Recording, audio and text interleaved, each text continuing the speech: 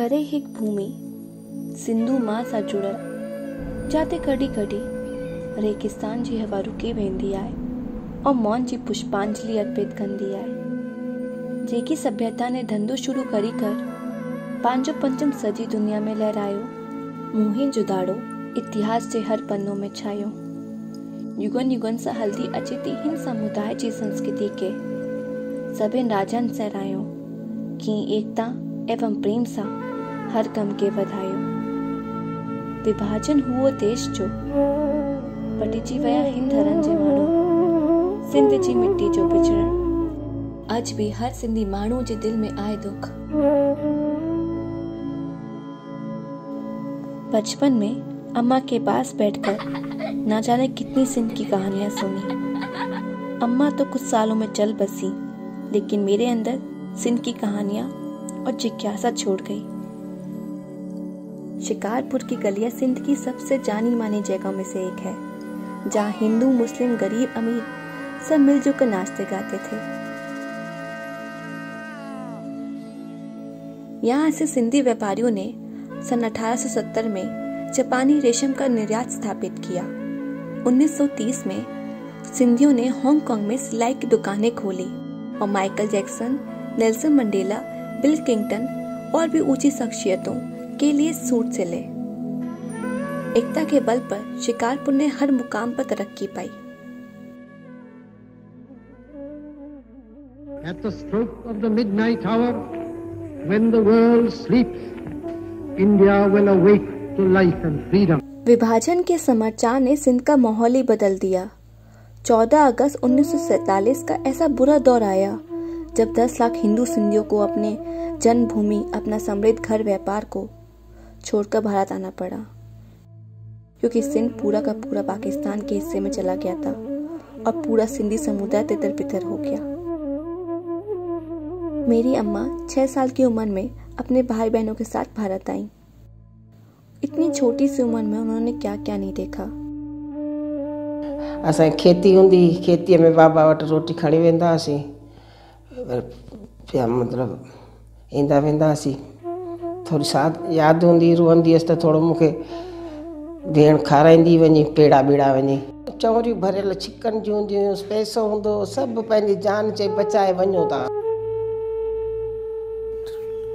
Shikarpur was one of the great cities of India.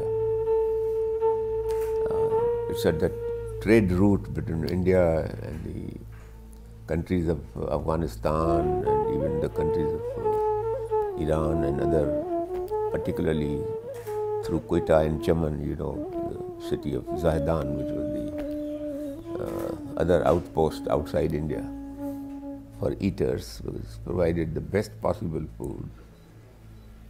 अज भी आए दिन उहे पेड़ा ॾाढा सुठा स्वादी हूंदा।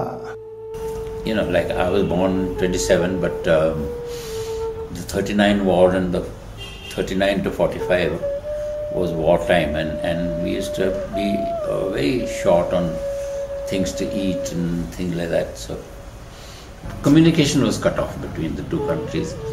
Later, if you met somebody who would come home, who would come to Lucknow, then you meet him and you were very sad. But they were split. We were split completely. I have met in many of my. दुख दोनों और बराबर सा है। एक जगह अपनी मिट्टी से बिछड़ने का दुख, तो दूसरी ओर अपने घर वालों से बिछड़ने का दुख। लेकिन इन सब दुखों को भुलाकर सिंधी समाज अपनी मेहनत और व्यापार की सोच के बल पर समाज के हर क्षेत्र में उपलब्धि पा रहा है। आज भी सिंधी कॉलोनी में हर सिंधी एकता और प्रेम से रहकर अपने त्योहारों को धूमधाम से मनाता है। चेटीचंड यानी सिंधी नववर्ष, और तभी से त्योहारों की धूम लगी रहती है। चालिया साहिबा का मेले का इंतजार हर सिंधी को रहता है। इस दिन सिंधी अपने इष्ट देव भगवान झूलेलाल को धन्यवाद देते हुए उनकी पूजा अर्चना करते हैं। लाल मने पत रखजे भला झूलेलाल, लाल मनी लज रखजे भला झूलेलाल, से बण जा जिंदगी जा सके शाबाश कलंदर, टमाटम मस्त कलंदर, दिल दिल दिल दे अंदर। इस त्योहार के पीछे एक लंबी गाथा है। लंबे समय पहले मेशा नाम का राजा तो सिंधियों को मुसलमान बनने के लिए दबाव डालता था, तब सिंधियों ने सिंधु नदी यानी सिंधु माँ पर 40 दिन तक बिना खाए पिए पूजा अर्चना की और तब आकाशवाणी हुई कि झूलेलाल भगवान सिंधी परिवार में जन्म लेकर सिंधु की समस्याओं का निवारण करेंगे। चालिया के बाद थदवी के त्योहार की भी बहुत मान्यता है। इसमें सिंधी महिलाएं मोहनजोदाड़ो से मिली शीतला माता की प्रतिमा की पूजा करती हैं।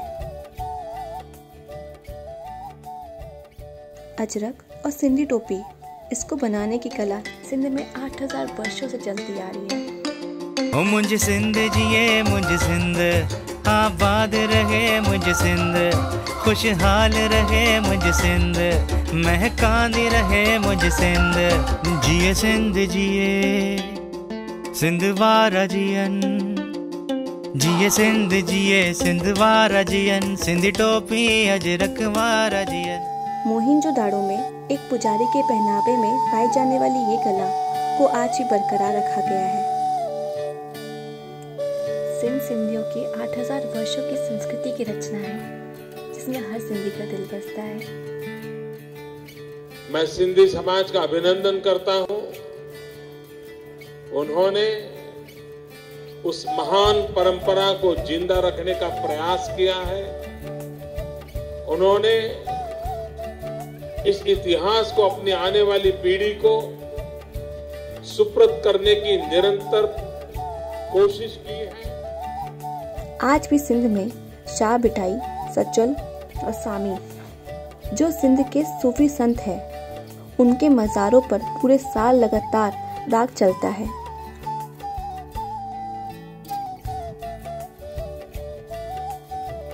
आज भी शताब्दियों से बना हुआ हिंगलाज माता का मंदिर, जो सिंध का शक्तिपीठ है, वहाँ हजारों हिंदू मुस्लिम साथ पूजा करते हैं। 10 अप्रैल सन 1967 को भारत संविधान ने सिंधी भाषा को मान्यता दी और तभी से ये दिन सिंधी भाषा दिवस के रूप में मनाया जाता है। सिंध की कहानियों को जानने के बाद मेरी तरह हर सिंधी का दिल चाहता है कि वो अपने पूर्वजों की भूमियों को इन्हीं आंखों से देखे।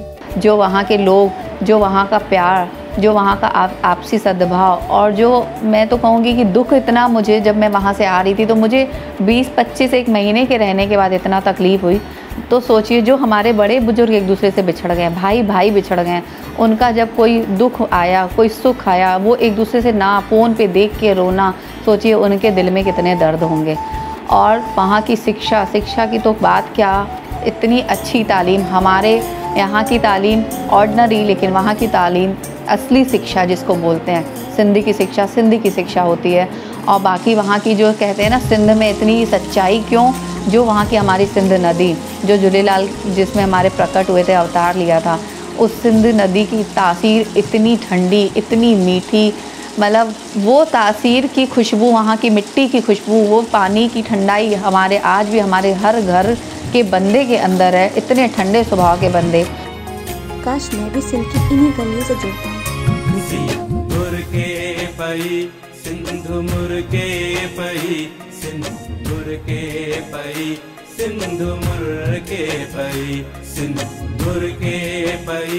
सिंधु मुर्गे पई, सिंधु मुर्गे पई, सिंधु मुर्गे पई।